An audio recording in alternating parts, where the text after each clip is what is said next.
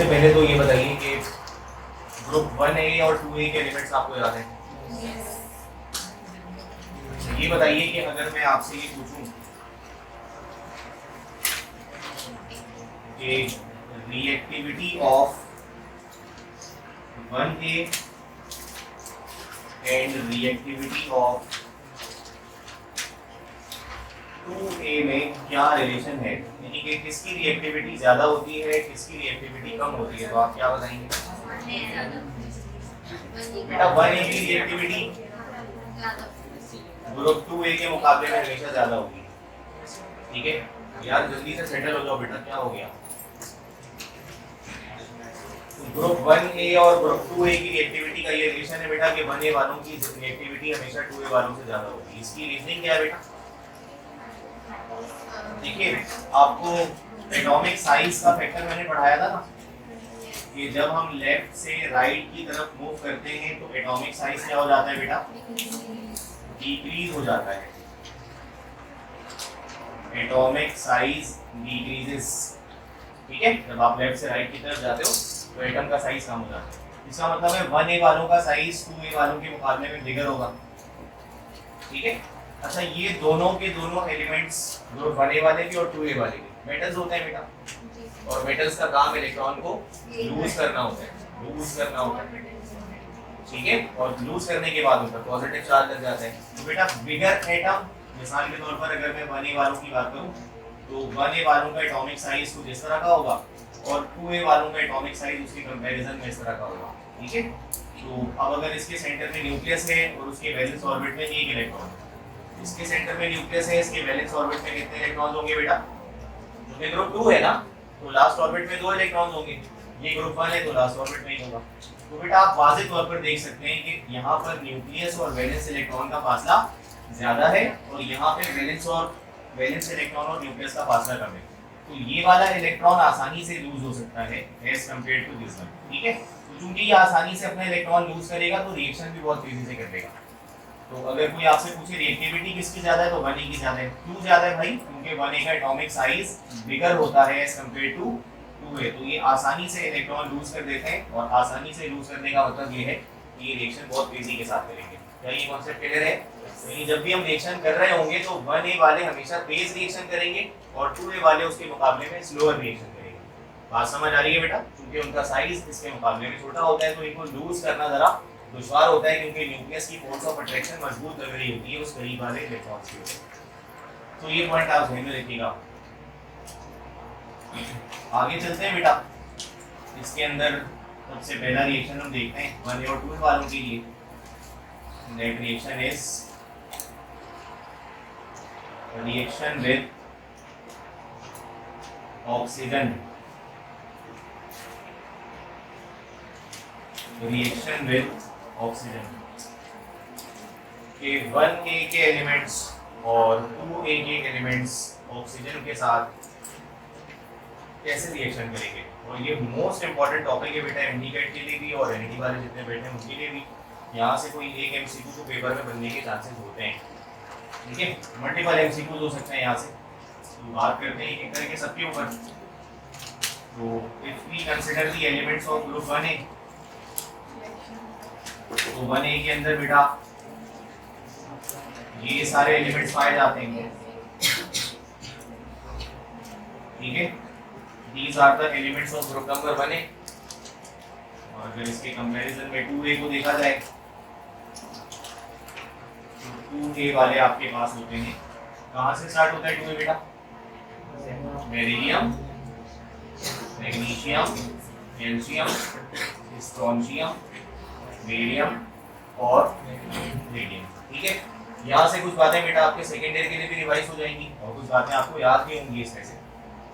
बेटा इनमें से कोई भी एलिमेंट जब ऑक्सीजन से रिएक्शन करेगा तो ऑक्साइड की फॉर्मेशन करेगा। ऑक्साइड का मतलब आप समझते हैं बेटा?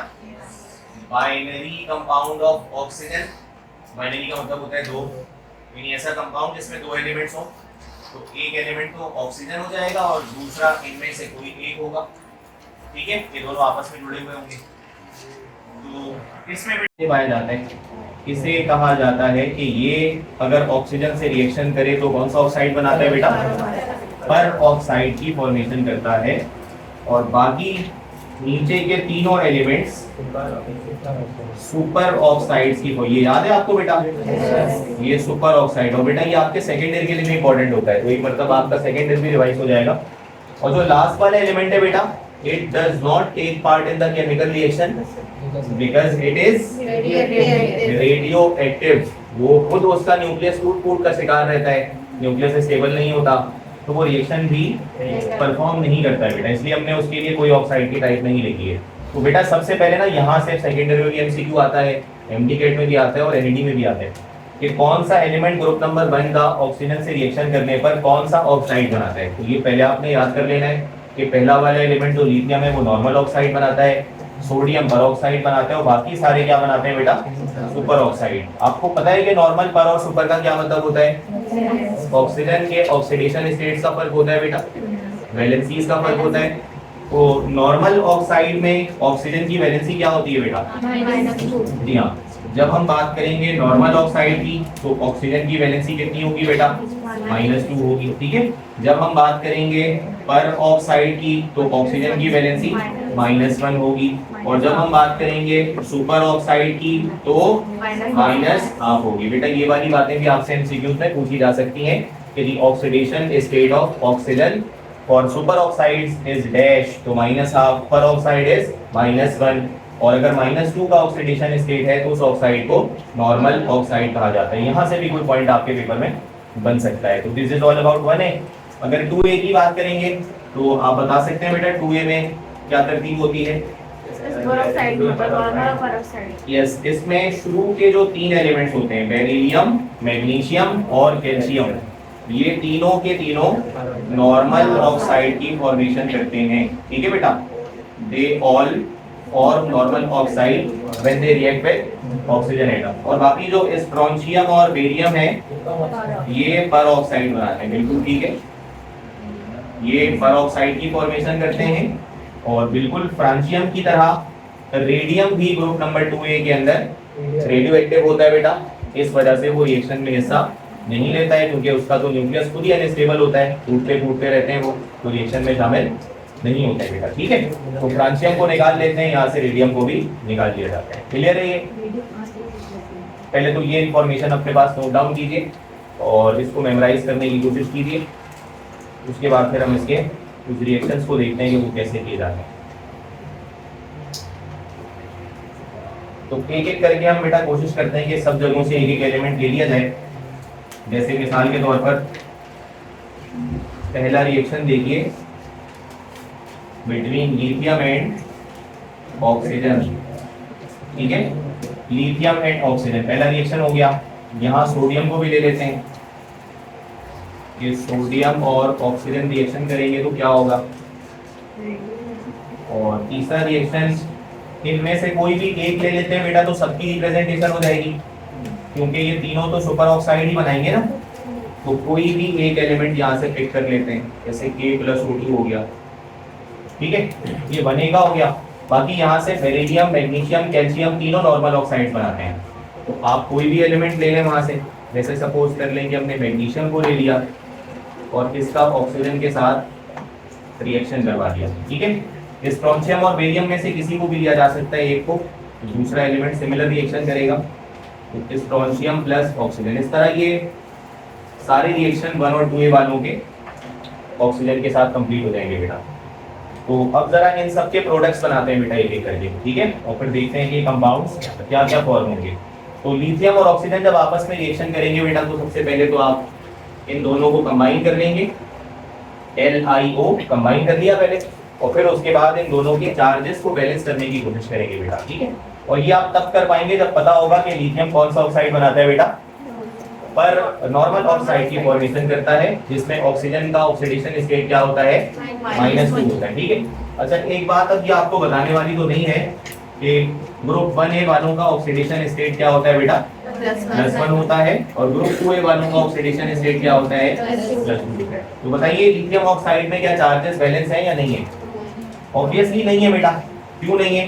क्योंकि देखो लिथियम का ऑक्सीडेशन स्टेट क्या होगा? +1 होगा, और ऑक्सीजन जब लिथियम से कंबाइन होता है तो नॉर्मल ऑक्साइड बनाता है, और नॉर्मल ऑक्साइड में इसका ऑक्सीडेशन स्टेट क्या होता है बेटा? -2। तो बराबर तो नहीं है ना दोनों, प्लस वाले कम है, माइनस वाले ज्यादा है। तो जो कम है उसको बढ़ाने के लिए उसके नीचे कोई नंबर मल्टीप्लाई करना होगा।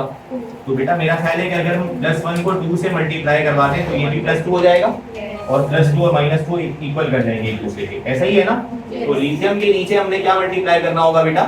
2 मल्टीप्लाई करना होगा। तो ये 2 + 1 से मल्टीप्लाई होकर +2 हो जाएगा और फिर वो -2 से बैलेंस हो जाएगा। क्या ये बात समझ आ रही है?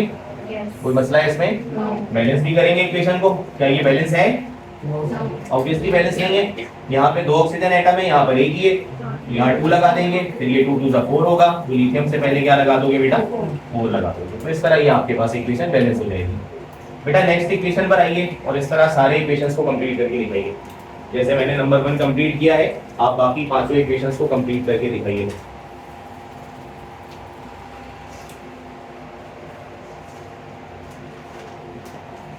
चार्जेस को बैलेंस कीजिए बस। जहां चार्ज कम है उसके नीचे कोई नंबर लगा के मल्टीप्लाई करें और उस चार्ज को बढ़ाएं ताकि प्लस माइनस वाले दोनों चार्जेस एक दूसरे के बराबर हो पाए।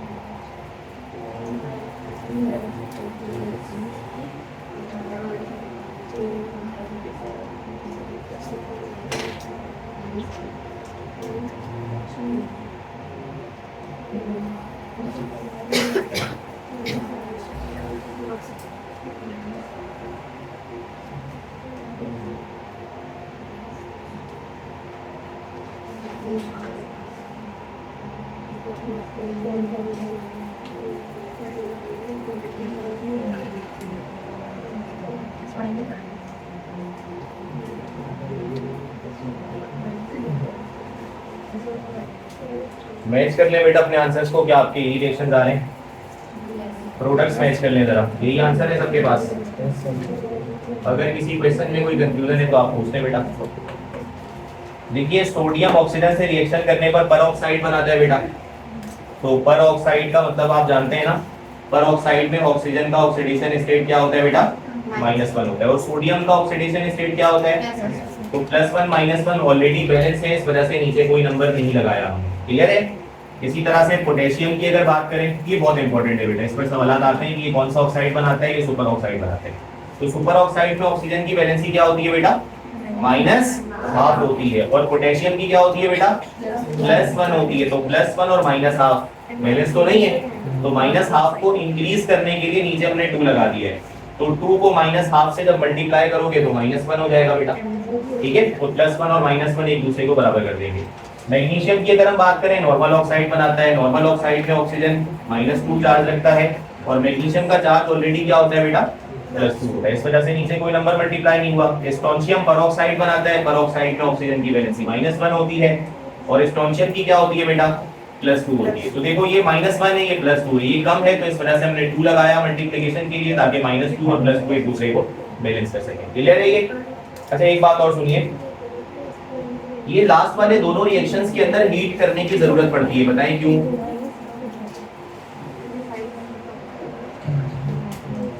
अभी बताया भी आपको, बोर्ड पर सब कुछ लिखा भी हुआ है।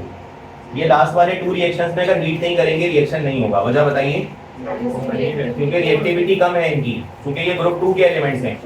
देखिए ये मैग्नीशियम भी ग्रुप 2 से ताल्लुक रखता है, स्ट्रोंशियम भी ग्रुप 2 से ताल्लुक रखता है। इनकी रिएक्टिविटी कम होती है, छोटे छोटे एटम्स होते हैं, तो इलेक्ट्रॉन लूज नहीं कर पा रहे होते खुद से, तो हीट करना पड़ता है ताकि उनको एनर्जी मिले और अपना इलेक्ट्रॉन बाहर निकाले और फिर रिएक्शन हो सके। बात समझ आ रही है? तो जब 1A और 2A के रिएक्शन में कोई फर्क तलाश करोगे तो हीटिंग का फर्क नजर आएगा आपको कि 2A वाले हीट करने पर रिएक्शन करते हैं और 1A वाले खुद से करते हैं, क्योंकि 1A वालों की रिएक्टिविटी क्या होती है बेटा, ग्रेटर होती है, और इनकी कम होती है, इस वजह से हीट करने के बाद रिएक्शन होना शुरू होता है। बात समझ आ रही है बेटा? कोई मसला है इसके अंदर? तो ये बातें अपने ध्यान में रखिएगा। एक एमसीक्यू लिखिए, विच वन, इस तरह के सवाल इस टॉपिक से पेपर में बनते हैं, लिखिएगा which one of the following, which one of the following forms superoxide upon reaction with oxygen? Which one of the following forms superoxide upon reaction with oxygen? Which one of the following forms superoxide upon reaction with oxygen? Option number 1 लिखिए Li, option number 2 लिखिए Mg, option number 3 लिखिए Ca और option number 4 लिखिए K। Right option बताइए बेटा, ये हो जाएगा, क्योंकि K इन ऑप्शंस में से वाहिद एलिमेंट है जो कौन से ऑक्साइड की फॉर्मेशन करेगा, सुपर ऑक्साइड की फॉर्मेशन करेगा। क्लियर है बेटा? ये आगे चलते हैं।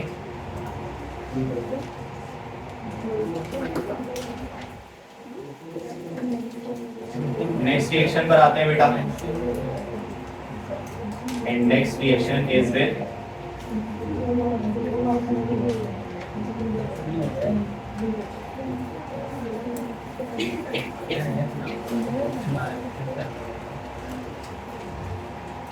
नेक्स्ट हेडिंग मार्क कीजिए बेटा, रिएक्शन विद वाटर। ये ग्रुप 1A वाले और 2A वाले वाटर के साथ कैसे रिएक्शन करते हैं? तो रिएक्शन विद वाटर, पहला रिएक्शन ऑक्सीजन के साथ, जो पॉइंट्स डिस्कस हो सकते थे सारी बातें कर ली। अगला रिएक्शन देखिए, रिएक्शन विद वाटर।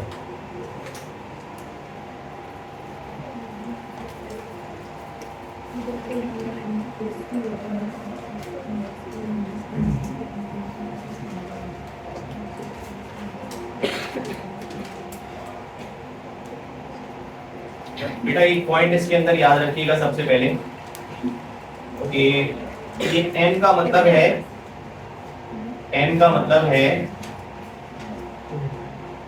1 और 2A वाले सारे मेटल्स। M का मतलब है any metal of group number 1 and 2, क्योंकि हम 1 2 की बात कर रहे हैं, तो कोई भी मेटल उठाकर अगर आप उसको पानी में डाल देंगे वो दो चीजें फॉर्म करेगा बेटा। नंबर 1, मेटल का हाइड्रोक्साइड बनेगा। कोई बात है बेटा? कोई सवाल हो तो पूछ दिया करो। M का मतलब है मेटल, और OH जिसके साथ लग जाता है उसे हाइड्रोक्साइड कहा जाता है, तो मेटल हाइड्रोक्साइड बनाता है। साथ में क्या बनाते हैं, किसी को पता है? हाइड्रोजन गैस की फॉर्मेशन होती है। Nascent hydrogen will be formed in the case of transition elements, ठीक है, और वो उसके कंसंट्रेटेड की केस होती है, बात करते हैं वहां पे भी।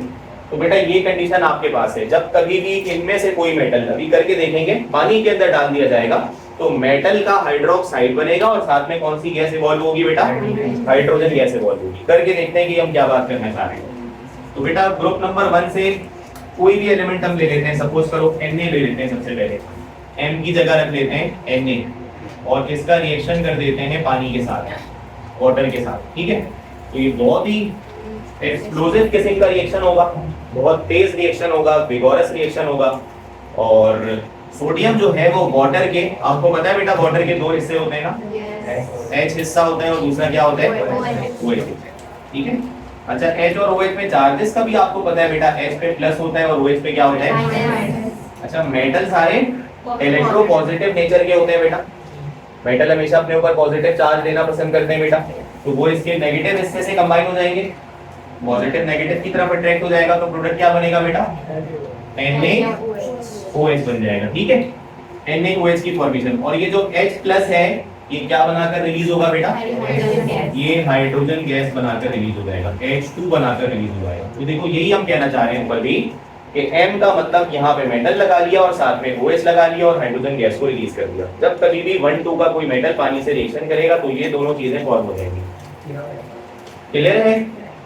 बैलेंस कर लेंगे बेटा इक्वेशन को, कोई इशू नहीं है। आप यहाँ पे 2 लगा लोगे, यहाँ पे 2 लगा लोगे और यहाँ पे 2 लगा लोगे। बहुत ही बेसिक लेवल की बैलेंसिंग है, आप इसको इजीली कर सकते हो। ठीक है। अच्छा एक बात बताइए बेटा, अगर मैं सोडियम के मुकाबले में पोटेशियम का रिएक्शन करता हूं वाटर के साथ तो बताइए क्या क्या चीजें बनेगी? पहले तो प्रोडक्ट्स कंप्लीट करें। मेटल जो है वो पानी के OH से रिएक्शन करके KOH बना लेगा। मेटल की जगह पर K आ गया और OH की जगह पर OH, और पानी में जो H प्लस बच गया वो क्या बना लेगा बेटा? हाइड्रोजन गैस बनाकर रिलीज हो जाएगा। बैलेंस करने के लिए अगेन आप यहाँ पे 2 लगाओगे, यहाँ पे 2 और यहाँ पे 2। ठीक है। आपसे ये पूछना है इन दोनों रिएक्शन के कंपैरिजन में कि कौन सा रिएक्शन फास्ट होगा और कौन सा रिएक्शन स्लो होगा।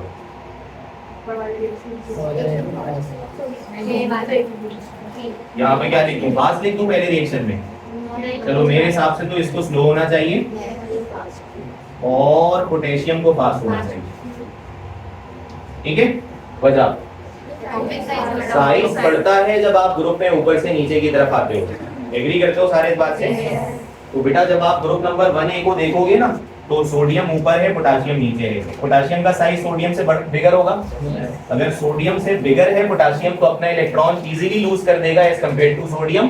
तो सोडियम अगर 1 सेकंड में लूज कर रहा है तो उससे भी पहले पोटेशियम लूज कर देगा क्योंकि वो बिगर इन साइज है या नहीं ऐसा? अच्छा अगर मैं यही रिएक्शन रुबिडियम के साथ करवाऊं फिर सीजियम के साथ करवाऊं या 4 ऑप्शंस देकर आपसे पूछूं बताओ इन चारों में से ज्यादा जल्दी रिएक्शन कौन कर जाएगा पानी के साथ, तो आप सीजियम आंसर देंगे। है या नहीं ऐसा? ये बात हम पहले भी रिएक्टिविटी में डिस्कस कर चुके हैं बेटा। ठीक है। जैसे जैसे एटम का साइज बढ़ेगा उसकी रिएक्टिविटी बढ़ जाएगी। कोई मसला है यहाँ तक बेटा? अब ग्रुप नंबर 2A पर आ जाते हैं। 2A का कोई भी एलिमेंट यहाँ से ले लेते हैं। सपोज करो हम बात कर लेते हैं कैल्शियम की, तो ये आपके पास कैल्शियम आ गया, ग्रुप नंबर 2A का एलिमेंट है और ये है वाटर। ठीक है। कैसे रिएक्शन होगा बेटा? कैल्शियम मेटल है, पानी के OH से रिएक्शन करेगा। ठीक है। तो ये आपके पास हो गया कैल्शियम और ये हो गया पानी का OH, और पानी में जो H बचेगा वो क्या बनाकर रिलीज हो जाएगा बेटा?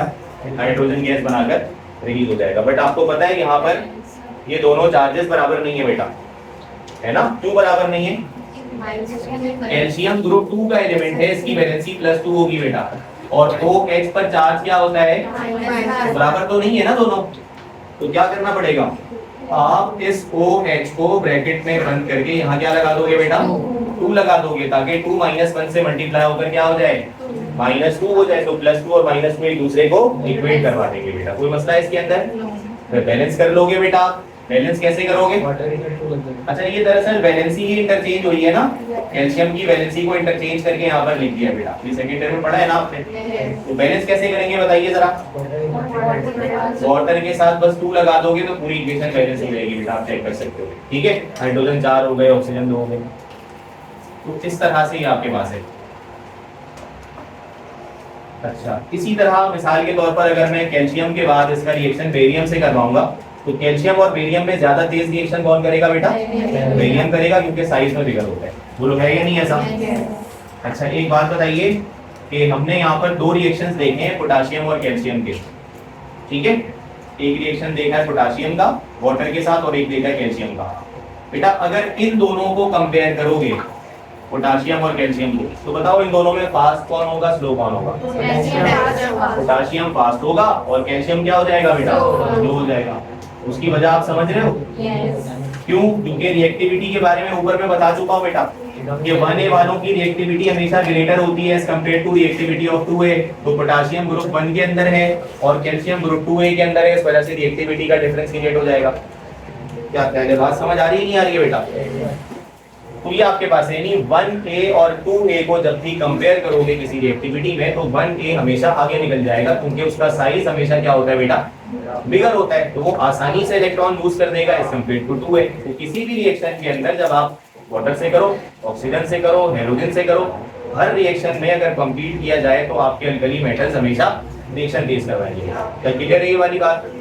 एक पॉइंट इसमें नोट कीजिए, ये वाला एलिमेंट बेरिलियम लिखेगा, beryllium does not react with water. Wahid element है पूरे एस ब्लॉक का जो कि पानी से रिएक्शन नहीं करता। मतलब भी बताते हैं, पहले नोट कीजिए अपने पास, beryllium does not react with water. ठीक है बेटा, यानी कि अगर आपके पास चार ऑप्शंस आ जाएं और आपसे ये पूछा जाए कि बताइए एस ब्लॉक में या ग्रुप 1A और 2A में कौन सा एलिमेंट है जो पानी से रिएक्शन नहीं करता, तो आप उसमें किसका नाम लिखोगे बेटा? बेरिलियम का। और इसकी वजह पिछली क्लास को कनेक्ट करते हैं बेटा। आपको याद होगा बेरिलियम को अगर ओपन एयर में भी रखा जाता है तो वो ऑक्सीजन से रिएक्शन करके अपनी सरफेस पर ऑक्साइड की लेयर चढ़ा लेता है, सेल्फ प्रोटेक्टिव लेयर चढ़ा लेते हैं।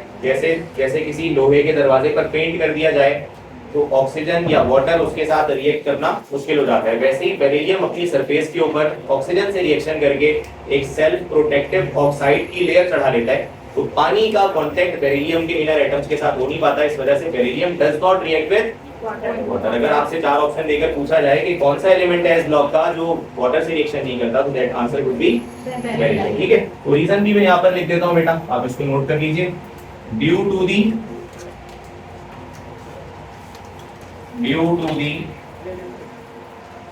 the formation of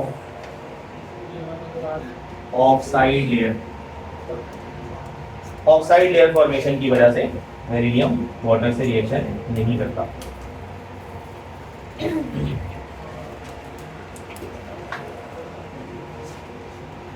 भाई कोई मसला यहाँ तक?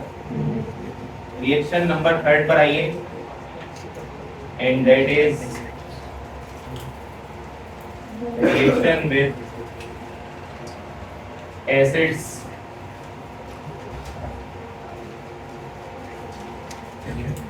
reaction with acids ये ग्रुप 1 और 2A के एलिमेंट्स एसिड्स के साथ किस तरह रिएक्शन करते हैं बेटा? ठीक है,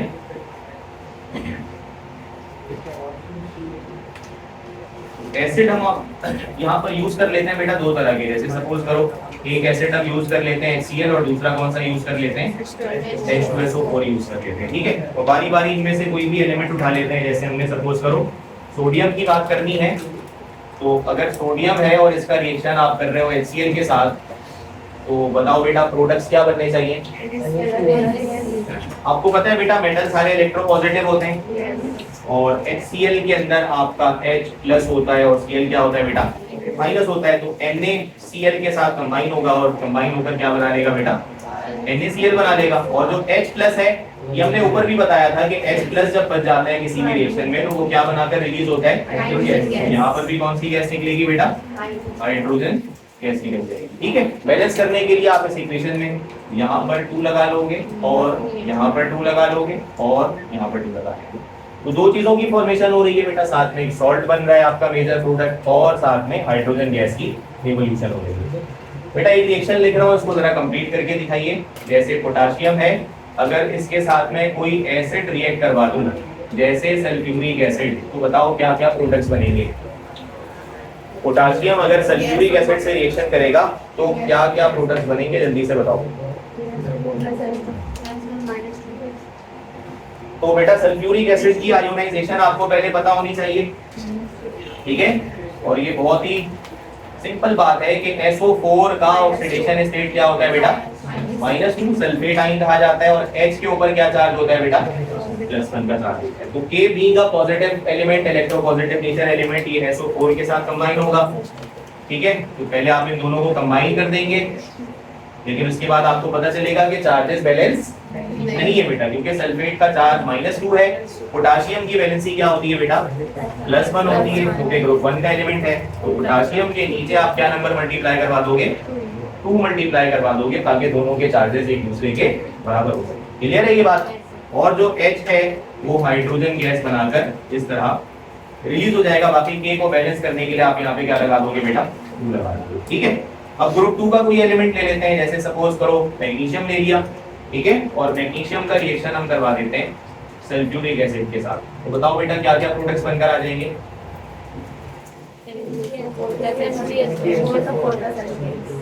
Mg प्लस होता है, SO4 माइनस होता है, ये दोनों एक दूसरे के साथ कंबाइन हो जाएंगे। +2 मैग्नीशियम का चार्ज होता है बेटा, ठीक है, और सल्फेट का -2 होता है, बैलेंस हो जाएंगे। और H2 जो है वो हाइड्रोजन गैस बनाकर इस तरह से रिलीज हो जाएगी। कोई मसला यहाँ तक बेटा? चलिए अगली हेडिंग बनाइए, अगली हेडिंग लगाइए, रिएक्शन विद हाइड्रोजन। ये भी एक इंपॉर्टेंट रिएक्शन है, कुछ सवाल यहाँ से भी बन सकते हैं, और वो आपके पास है रिएक्शन विद हाइड्रोजन। मार्क कीजिए बेटा इस हेडिंग को, reaction with hydrogen.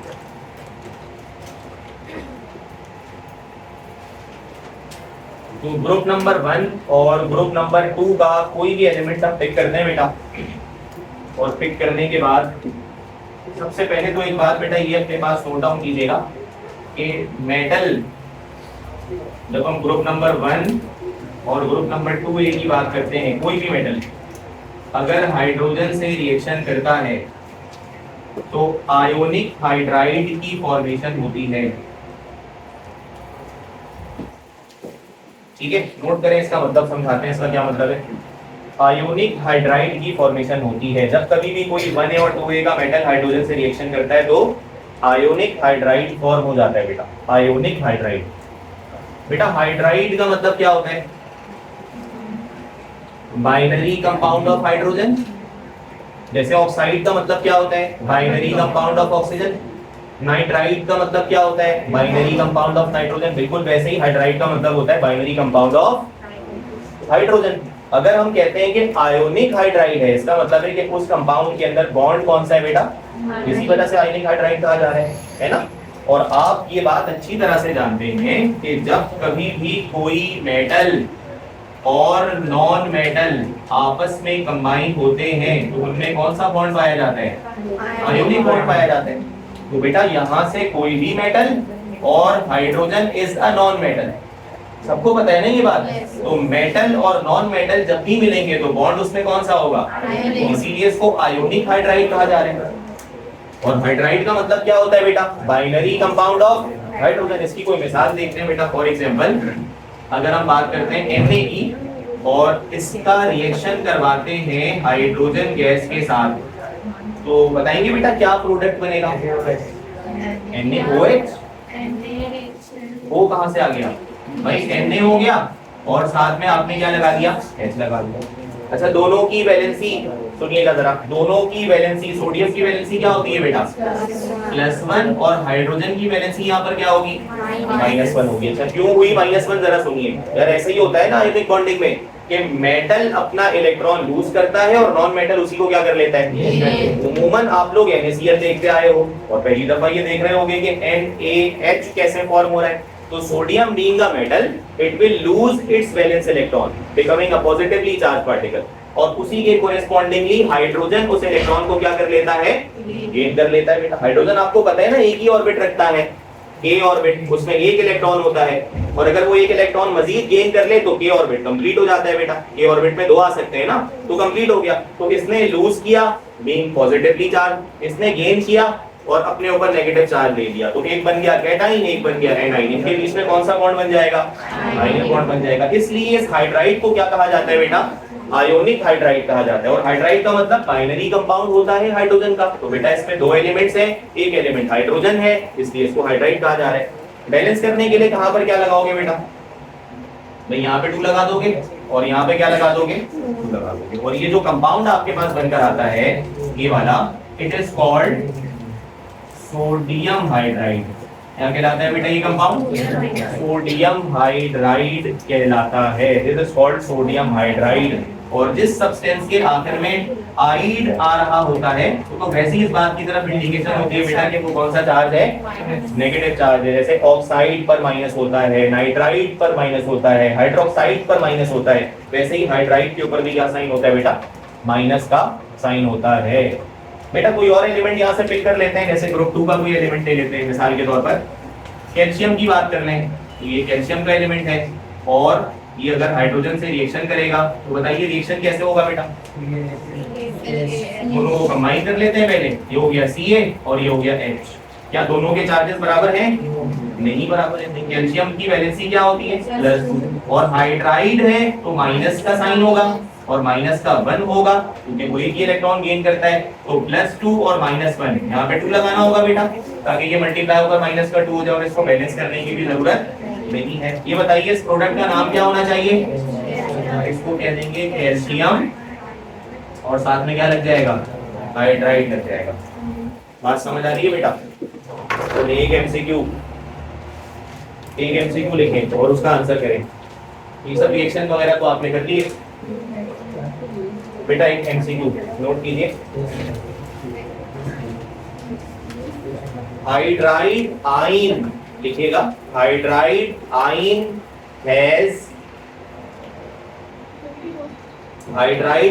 Has same number of dash,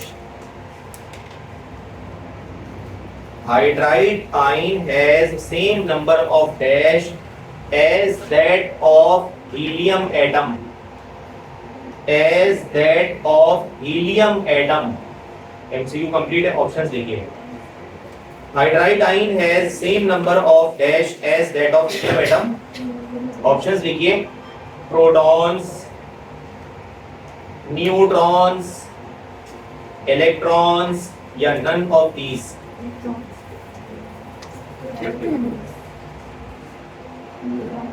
जी आपके ख्याल में सवाल का सही आंसर क्या होना चाहिए? इलेक्ट्रॉन्स।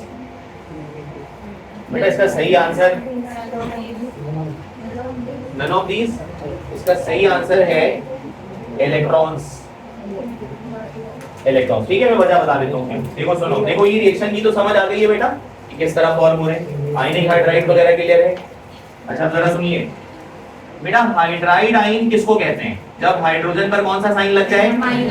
आइड जब किसी के आखिर में आता है तो वो नेगेटिव साइन की इंडिकेशन होती है बेटा, तो this is called hydride ion. बेटा एक बात बताइए, हाइड्रोजन का एटॉमिक नंबर क्या होता है? 1। If it is having a -1 charge, it means that it has gained a single electron from someone।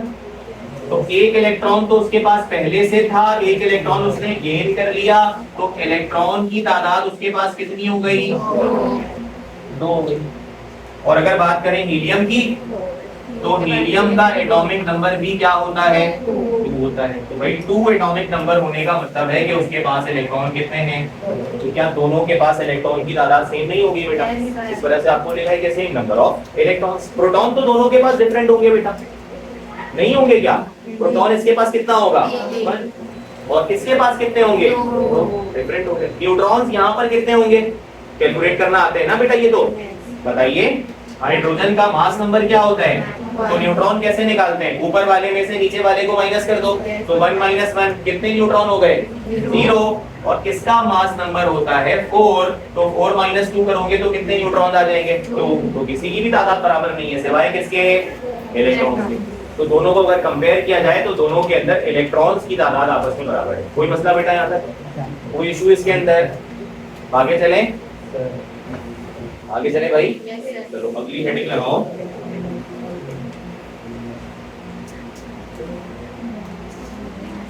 Reaction with halogens.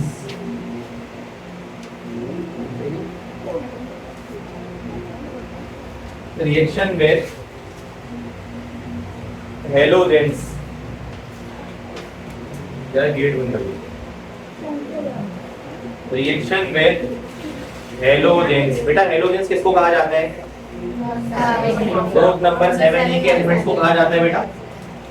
और 7A के एलिमेंट्स जिनको हैलोजेंस आप कह रहे हो, फ्लोरीन, क्लोरीन, ब्रोमीन, आयोडीन और एस्टेटीन होते हैं। आप 1A और 2A में से कोई भी एलिमेंट उठा लो, जैसे सोडियम है, और इसका रिएक्शन करवा दो किसी भी हैलोजन के साथ। बेटा हैलोजन कौन सा हमने यहाँ पर ले लिया है? क्लोरीन। बेटा इतना सिंपल रिएक्शन है, इसमें क्या बात कर सकते हैं? 7A वालों की वैलेंसी ऑक्सीडेशन स्टेट क्या होता है बेटा? -1 होता है ना। तो अगर दोनों को कंबाइन कर लो तो Na प्लस और Cl माइनस, बेटा ये +1 ये -1 ऑलरेडी बैलेंस है, तो बस आप सिर्फ इस इक्वेशन को बैलेंस करोगे। यहाँ पे आप 2 लगा दोगे और यहाँ पे 2 लगा दोगे और ये आपके पास सोडियम क्लोराइड बन जाएगा। कुछ भी नहीं है बेटा इस रिएक्शन के अंदर, क्लियर है ये?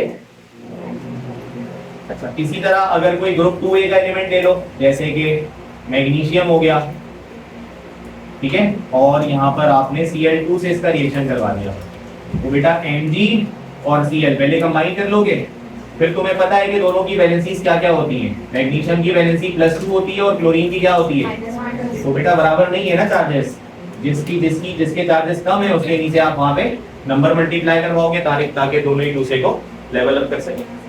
क्लियर है बात ये वाली, इस पे कोई इशू तो नहीं है। अच्छा, नेक्स्ट रिएक्शन पर आइए।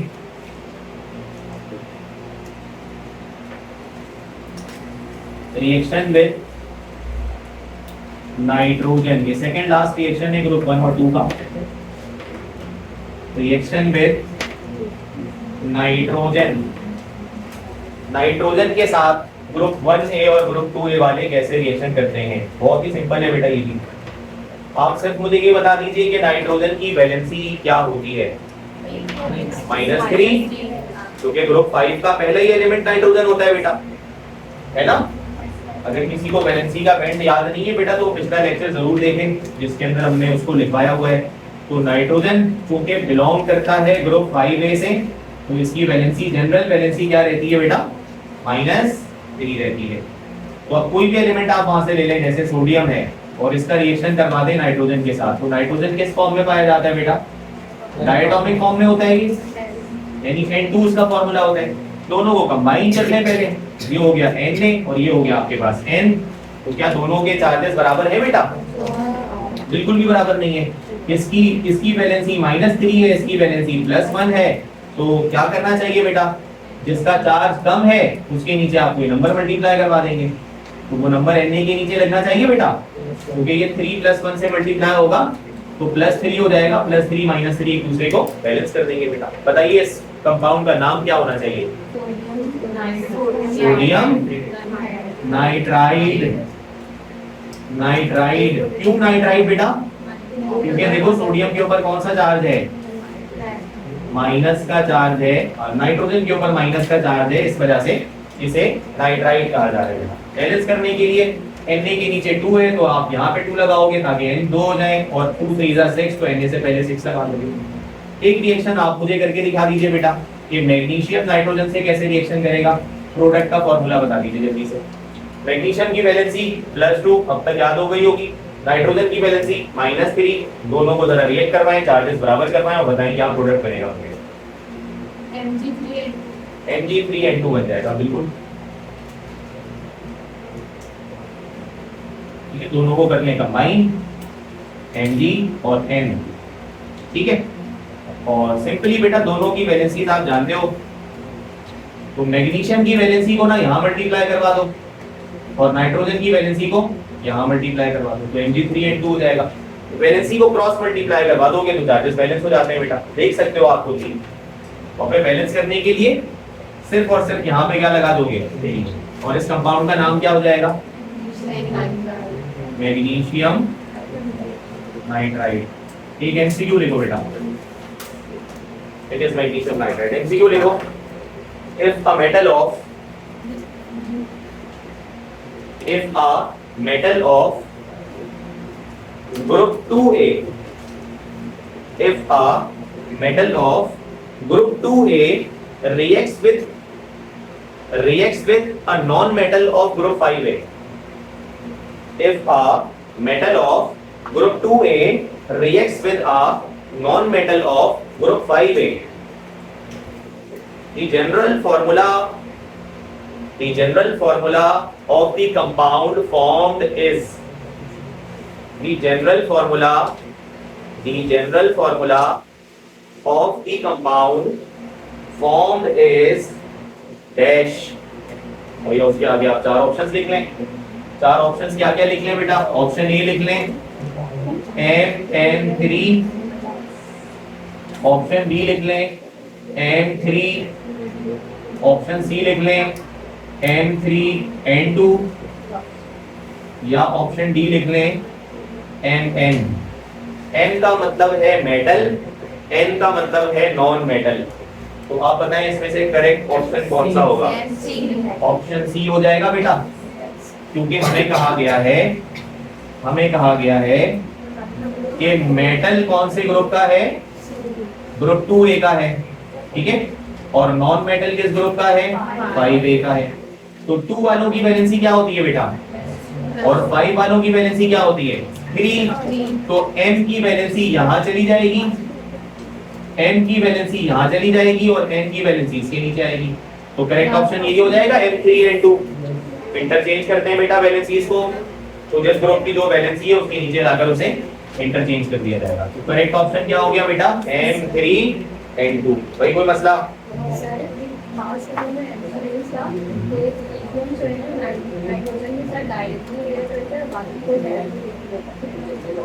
लिथियम डायरेक्टली करता है रिएक्शन में, और ऑप्शंस क्या कहते हैं मुझे सवाल एग्जैक्टली दिखाइएगा। मैं कर दूंगा डिस्कस इसको, ठीक है। सवाल देखना होगा उसको, ये से फिर आपको आंसर कर देंगे। क्लियर याद है उसका?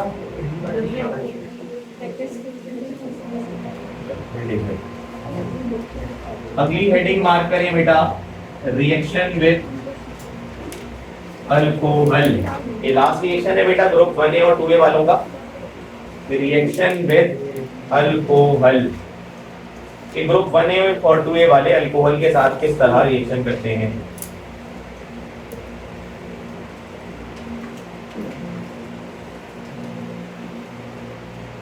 बेटा एक रिएक्शन इसमें ले लेते हैं, जैसे फॉर एग्जांपल सोडियम और अल्कोहल का एक कंपाउंड ले लेते हैं यहाँ पर C2H5।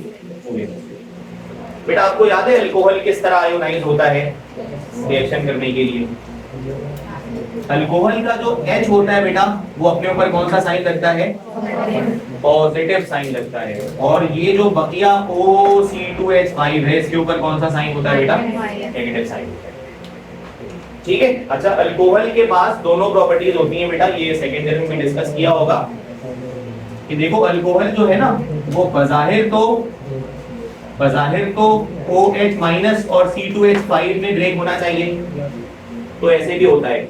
कुछ कंडीशंस में ये इस तरह भी आयोनाइज होता है और कुछ कंडीशंस में ये ऐसे भी आयोनाइज होता है, यानी C2H5 OH पर पॉजिटिव और बाकी पूरे हिस्से पर क्या लग जाता है बेटा? नेगेटिव। इसका मतलब ये हुआ कि अल्कोहल बेसिक प्रॉपर्टीज भी रखता है और अल्कोहल एसिडिक प्रॉपर्टीज भी रखता है। यानी अल्कोहल के बारे में एक पॉइंट अभी याद रखना, ऑर्गेनिक में पढ़ेंगे भी, कि ये एम्फोटेरिक नेचर का होता है। किस नेचर का होता है बेटा? एम्फोटेरिक, यानी एसिडिक प्रॉपर्टीज भी रखता है और 100% एसिड नहीं है, 100% बेस नहीं है, दोनों प्रॉपर्टीज रखता है वो अपने साथ। तो अब बताओ ये रिएक्शन कैसे होगा, कंप्लीट करके बता सकते हैं? क्या बनना चाहिए बेटा? मेटल इलेक्ट्रोपॉजिटिव होता है, किससे रिएक्शन करेगा?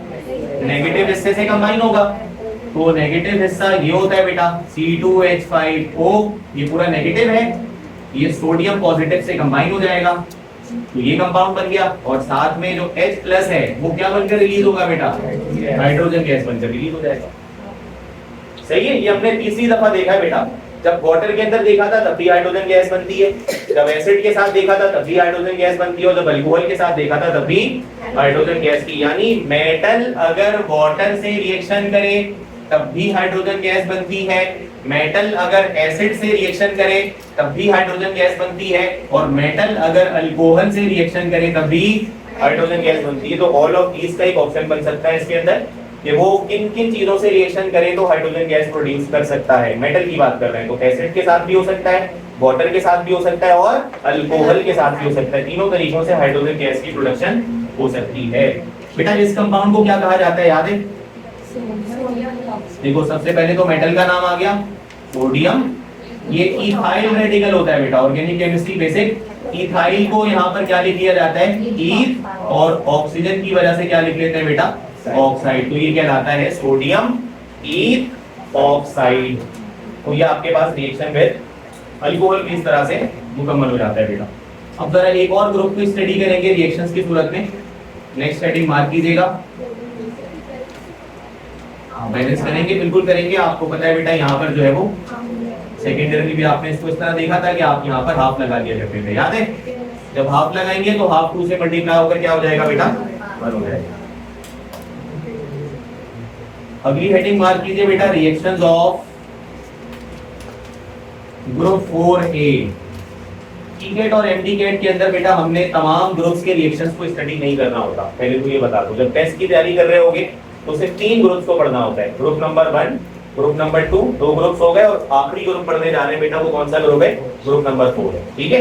यानी ये पीएमडीसी का भी सिलेबस है और ये एनडी का भी सिलेबस है कि आप ग्रुप नंबर 1 to 4 पढ़ोगे, बाकी तमाम ग्रुप्स को स्किप करोगे। बाकायदा सिलेबस वेबसाइट पर मौजूद है, आप वहां पर जाकर इसको क्रॉस चेक भी कर सकते हो। तो ग्रुप नंबर 4 के रिएक्शंस हम स्टडी करेंगे, लेकिन उससे पहले ये बताओ कि ग्रुप नंबर 4 में कौन कौन से एलिमेंट्स पाए जाते हैं बेटा?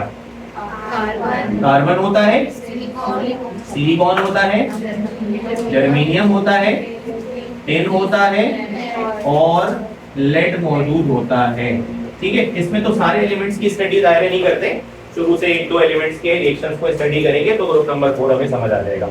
तो आखिरी ग्रुप की स्टडी हमने करनी है बेटा, that is reactions of group number 4A। इसमें कॉमनली हम 2 सब्सटेंस की के रिएक्शंस को स्टडी कर रहे होंगे, कार्बन और दूसरा कौन होगा बेटा? सिलिकॉन होगा, carbon and number 2 silicon.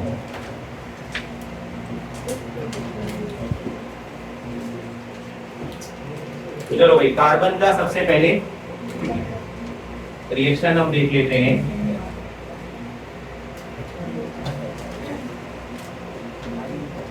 Reaction with oxygen,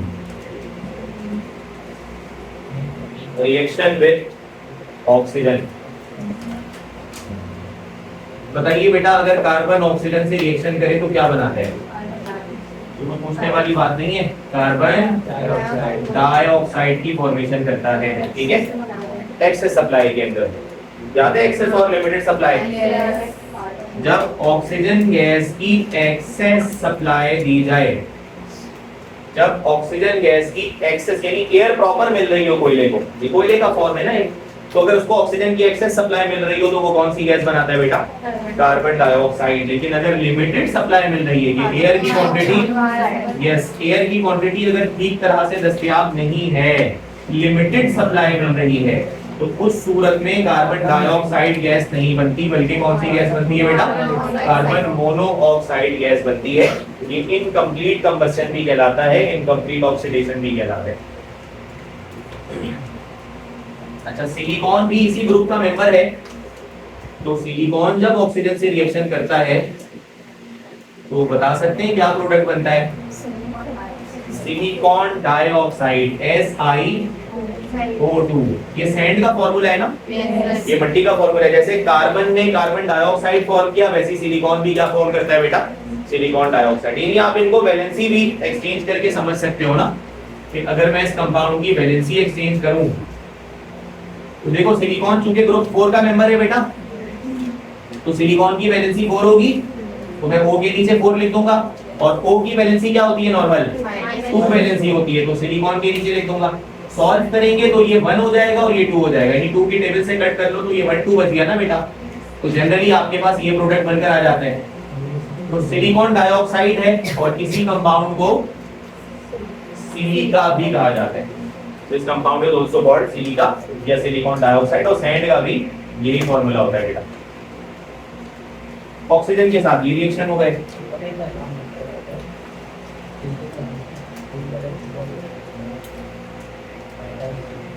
next reaction देखिए,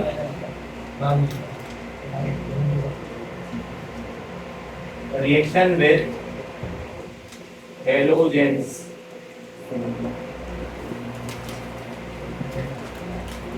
ग्रुप 4 के एलिमेंट्स का हेलोजेंस के साथ कैसे रिएक्शन होगा? हेलोजेंस के साथ, हेलोजन मतलब कौन से एलिमेंट? 7A वाले। तो कॉमन एलिमेंट 7A का बता दीजिए कौन सा होता है? क्लोरीन है। और 4A के एलिमेंट्स के रिएक्शंस पढ़ रहे हैं तो हमने कार्बन लिख लिया, और क्लोरीन का फॉर्मूला होता है Cl2। बेटा दोनों को कंबाइन कर लेंगे, C और Cl। अब दोनों की वैलेंसीज को क्रॉस मल्टीप्लाई किया जा सकता है, चार्जेस को बैलेंस किया जा सकता है। कार्बन ग्रुप 4 का एलिमेंट है तो इसकी वैलेंसी क्या होगी बेटा? 4 होगी तो हम क्लोरीन के नीचे लिख लेंगे, और क्लोरीन की वैलेंसी 1 होती है बेटा, तो कार्बन के नीचे लिख लेंगे, तो ये आपके पास प्रोडक्ट बनकर आ जाएगा CCH4। और बैलेंस करने के लिए यहाँ पर आप क्या मल्टीप्लाई करवा दोगे, 2 मल्टीप्लाई करवा दोगे बेटा। सिर्फ बैलेंसी अगर याद कर लो, क्रॉस मल्टीप्लाई करते जाओ, रिएक्शन कंप्लीट होते जाते हैं बेटा, तो कोई इशू नहीं है। सिलिकॉन के साथ भी सिमिलर हो जाएगा, उसको करने की जरूरत है नहीं। अच्छा, ये जो कंपाउंड है बेटा, इसको क्या कहा जाता है? यस, इसको कहते हैं कार्बन टेट्राक्लोराइड। कार्बन टेट्राक्लोराइड, क्योंकि आपको इसमें नजर आ रहा है बेटा 4 क्लोरीन के एटम्स मौजूद हैं। अगला रिएक्शन देखिए, रिएक्शन विद नाइट्रोजन। ठीक है, और ये रिएक्शन बेटा आप मुझे कंप्लीट करके दिखाइए। मैं यहाँ पर रिएक्टेंट्स लिख देता हूँ, जैसे ये हो गया कार्बन और ये है नाइट्रोजन। उसके बाद सिलिकॉन ग्रुप 4 का मेंबर है, और ये आपके पास है नाइट्रोजन। ये दोनों रिएक्शंस बेटा मुकम्मल करके बताएं कि प्रोडक्ट क्या बनेंगे। कार्बन की वैलेंसी बताइए 4, नाइट्रोजन की वैलेंसी बताइए 3। ऑलरेडी आपको यहाँ पे बता चुका बेटा, नाइट्रोजन 5A का मेंबर है, वैलेंसी 3 है। दोनों की वैलेंसी एक दूसरे के नीचे क्रॉस कर दो, प्रोडक्ट बन जाएगा।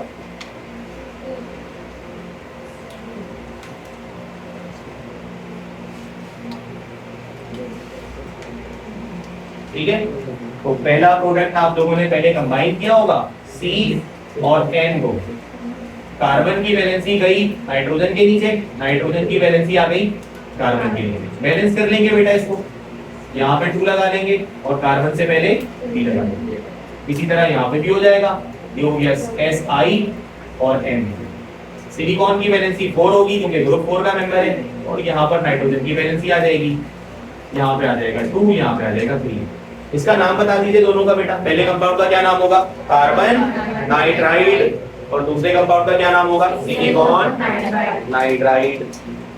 जैसे यहाँ पर हमने पढ़ा था सोडियम नाइट्राइड, मैग्नीशियम नाइट्राइड, तो इस तरह से उनको भी नाइट्राइड कह देंगे।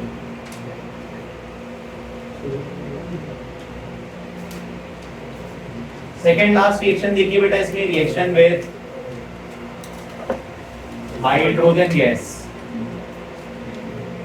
Reaction with hydrogen gas. अच्छा, ये भी आप जल्दी से कंप्लीट कर दें। ये कार्बन हो गया, ये हाइड्रोजन हो गया, ये सिलिकॉन है और ये हाइड्रोजन है। बताएं बेटा दोनों प्रोडक्ट्स क्या क्या बनेंगे, कंप्लीट करें इसको अपने पास और प्रोडक्ट्स बता दें। कार्बन की वैलेंसी, सिलिकॉन की वैलेंसी याद हो चुकी है बेटा, 4 होती है, और हाइड्रोजन की वैलेंसी क्या होती है? 1। हाइड्रोजन की हमेशा वैलेंसी 1 होती है। क्रॉस करें दोनों एक दूसरे के नीचे, प्रोडक्ट बन जाएगा। वैलेंसी याद रखें, कंबाइन करें, इंटरचेंज करें, प्रोडक्ट बन जाएंगे। तो पहला प्रोडक्ट बेटा यहाँ पर आप लोगों ने CH4 बना दिया होगा, और यहाँ पर SiH4 बना दिया होगा। क्लियर है? और बैलेंस करने के लिए यहाँ पे 2 और यहाँ पे 2 लगा दिया होगा। फर्स्ट कंपाउंड को मीथेन कहा जाता है बेटा, CH4, और दूसरे कंपाउंड को सीलेन भी कहा जाता है, SiLANE, सीलेन, या सिलिकॉन हाइड्राइड भी कह सकते हैं। अच्छा, एक बात बताइए, ये जो CH4 है, ये जो CH4 है, ये जो SiH4 है, क्या मैं इसे कह सकता हूँ कि ये कोवेलेंट हाइड्राइड है? अब ये सोच कर बताइए, क्या ये दोनों कोवेलेंट हाइड्राइड्स हैं? हाइड्राइड किसको कहते हो? Binary compound of hydrogen. तो क्या CH4 बाइनरी कंपाउंड नहीं है? है। क्या उसमें 2 एलिमेंट्स नहीं है? है। एक कार्बन है, दूसरा हाइड्रोजन है, बिल्कुल है। क्या ये दोनों नॉन मेटल्स नहीं है? कार्बन भी नॉन मेटल होता है, हाइड्रोजन भी नॉन मेटल होता है। तो क्या इन दोनों के बीच में कोवेलेंट बॉन्डिंग नहीं होगी? बिल्कुल होगी। आयनिक तो तब होती है जब मेटल होता है। तो बेटा जब हम यहाँ पर हाइड्राइड पढ़ रहे थे तो इसमें एक मेटल था और दूसरा नॉन मेटल था, इसलिए इस हाइड्राइड को आयोनिक हाइड्राइड कहा था कि मेटल और नॉन मेटल हमेशा आयनिक बॉन्डिंग करते हैं। लेकिन जब वहां की बात करते हैं बेटा, तो CH4 जो है, CH4 में कार्बन भी नॉन मेटल है और हाइड्रोजन भी नॉन मेटल है। और आप अच्छी तरह से जानते हो कि जब हम CH4 का स्ट्रक्चर ओपन करते हैं तो बाकायदा हमें पता है कौन सी बॉन्डिंग होती है? सिंगल कोवेलेंट बॉन्डिंग होती है। तो किस एतबार से इसे कोवेलेंट हाइड्राइड कहा जा सकता है या नहीं? कोई आपके पास एक कोवेलेंट हाइड्राइड है, बताओ क्या पानी भी कोवेलेंट हाइड्राइड हो सकता है? क्या पानी भी कोवैलेंट हाइड्राइड हो सकता है बेटा? बिल्कुल हो सकता है। क्या ये हाइड्रोजन का बाइनरी कंपाउंड नहीं है? भाई दो एलिमेंट्स हैं इसमें हाइड्रोजन भी है तो ये हाइड्राइड होगा। और क्योंकि ये दोनों नॉन मेटल्स हैं, हाइड्रोजन भी नॉन मेटल है, ऑक्सीजन भी नॉन मेटल है, तो बॉन्डिंग कौन सी होगी? कोवैलेंट। जब दो नॉन मेटल्स मिलते हैं बेटा तो कोवैलेंट बॉन्ड बनता है, क्लास 9 का मौजूद है। तो ये आपके पास इसी तरह ये बताइए क्या ये भी कोवैलेंट हाइड्राइड होगा? क्या ये बाइनरी कंपाउंड ऑफ हाइड्रोजन नहीं है? बिल्कुल है। क्या ये दोनों नॉन मेटल्स नहीं है? बिल्कुल है। नाइट्रोजन भी नॉन मेटल है, हाइड्रोजन भी नॉन मेटल है, तो कोवैलेंट बॉन्ड है। बात समझ आ रही होगी बेटा? आगे चलते हैं, लास्ट रिएक्शन देखते हैं बेटा इसमें।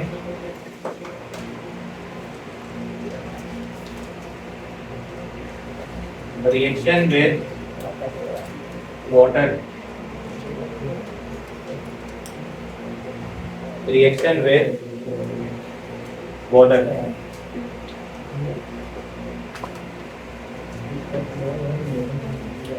अच्छा एक बात बेटा सुन लीजिए कि ये जितने भी रिएक्शंस होते हैं ना, जितने भी मैंने कार्बन और सिलिकॉन के रिएक्शंस लिखे हैं बेटा, ये सारे के सारे हाई टेम्परेचर पर होते हैं, ठीक है। और वाटर से जो भी रिएक्शन करने जा रहे हैं वो भी किस पर होगा? हाई टेम्परेचर पर होगा। वजह बताइए, वजह कोई आप रीजन आउट कर सकते हैं क्या होगी? ये कार्बन और सिलिकॉन पिछली क्लास में मैंने एक्सप्लेन किया था कि दोनों ग्रुप नंबर 4 के एलिमेंट्स हैं, दोनों के लास्ट ऑर्बिट में 4 इलेक्ट्रॉन्स होते हैं, और जिन एलिमेंट्स के लास्ट ऑर्बिट में 4 इलेक्ट्रॉन्स होते हैं वो जॉइंट स्ट्रक्चर की फॉर्मेशन करते हैं। बताया था पिछली क्लास में। एक टॉपिक भी इससे रिलेट करके पढ़ा था, 2 एमसीक्यूज भी करवाए थे, 4 ऑप्शंस आपको दिए थे, उसमें बताया था, पूछा था कि बताइए इसमें मेल्टिंग पॉइंट सबसे ज्यादा किसका होगा। तो एक दफा आपने कार्बन पर टिक किया था, एक दफा आपने सिलिकॉन पर टिक किया था, और वजह ये बताई गई थी कि देखें इनके आखिरी ऑर्बिट में 4 इलेक्ट्रॉन्स होते हैं, तो ये जॉइंट और क्लोज्ड स्ट्रक्चर की फॉर्मेशन करते हैं, जिसकी वजह से ये हार्ड हो जाते हैं, जिसकी वजह से इनका मेल्टिंग पॉइंट भी बहुत हाई हो जाता है। और एक बात मजीद उसी के साथ जोड़ लीजिए कि जो मॉलिक्यूल्स, जो एटम्स, जो एलिमेंट जॉइंट स्ट्रक्चर बनाते हैं बहुत हार्ड होते हैं, उनके बॉन्ड्स बहुत स्टेबल होते हैं, तो उनकी रिएक्टिविटी बहुत कम हो जाती है, मतलब उन पर कोई अटैक करके उसके बॉन्ड को आसानी से तोड़ नहीं पाता, क्योंकि कॉम्पैक्ट नेचर होती है। इस वजह से कार्बन और सिलिकॉन के तमाम रिएक्शंस में देखो हीट का इस्तेमाल किया गया है, बिकॉज़ इनकी रिएक्टिविटी बहुत क्या होती है बेटा? कम होती है, due to the formation of joint structures. Okay, एक लास्ट रिएक्शन देख लीजिए बेटा, और वो रिएक्शन है सिलिकॉन का, जो बुक में मौजूद है। कार्बन का कोई रिएक्शन नहीं करवाया गया, ठीक है। तो सिलिकॉन वाटर से रिएक्शन करने पर क्या करता है बेटा? सिलिकॉन वाटर के ऑक्सीजन से रिएक्शन करता है और सिलिकॉन डाइऑक्साइड बना देता है। देखो अभी हमने पढ़ा ना, सिलिकॉन जब ऑक्सीजन से रिएक्शन करे तो क्या बनाता है? SiO2। तो वो पानी से भी ऑक्सीजन निकालता है और निकाल कर अपने साथ कंबाइन करता है और क्या बनाता है बेटा? Silicon dioxide. तो वैसे भी अगर आप इन दोनों को कंबाइन कर लो ना, Si और O को कंबाइन कर लो, तो वैलेंसी इंटरचेंज करनी पड़ेगी बेटा, और वैलेंसी इंटरचेंज जब करोगे तो सिलिकॉन की 4 यहाँ पर और ऑक्सीजन की 2 यहाँ पर, सॉल्व करोगे तो दोबारा रिजल्ट क्या आ जाएगा? SiO2 ही आ जाएगा बेटा। और ये जो H2 है ये कौन सी गैस बनकर रिलीज हो जाएगी? हाइड्रोजन गैस बनकर रिलीज हो जाएगी। बैलेंस करने के लिए आप यहाँ पर क्या लगा दोगे? 2 लगा दोगे और यहाँ पर 2 लगा दोगे, तो इस तरह से ये आपके पास सिलिकॉन की फॉर्मेशन हो जाएगी। और यहाँ पर भी नोट करो बेटा कि ये रिएक्शन भी हीट करने पर होता है, 900 से 1000 डिग्री के टेम्परेचर के बीच में किया जाता है। कार्बन का कोई रिएक्शन बुक में नहीं करवाया गया, इस वजह से हमने कार्बन का रिएक्शन वाटर से नहीं किया, और अमूमन कार्बन जो है वाटर से रिएक्शन करता भी नहीं है बेटा, ठीक है। नॉर्मल कंडीशंस पर तो बिल्कुल भी नहीं करता है। तो सिलिकॉन का भी जो हमने रिएक्शन देखा है वो हाई टेम्परेचर पर जाके देखा है। कोई मसला बेटा यहाँ तक? कंटिन्यू करेंगे नेक्स्ट क्लास में।